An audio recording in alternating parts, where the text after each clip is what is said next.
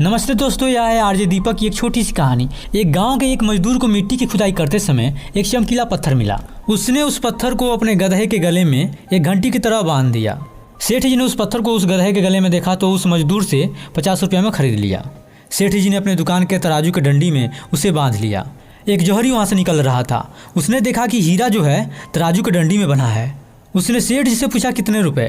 सेठ जी ने कहा 100 रुपये। वो जौहरी कंजूस था, उसने कहा 80 रुपये। बात बनी नहीं। वो जौहरी वहाँ से चला गया।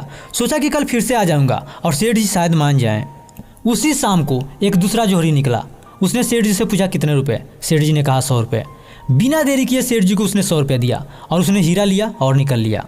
अगले दिन वो कंजूस जौहरी आया और पूछा कि कहाँ गया वो पत्थर। सेठ जी ने कहा उसे कोई 100 रुपये में ले गया। उसने मुझसे कोई बहस नहीं की, सीधा 100 रुपया दिया और उसे ले गया।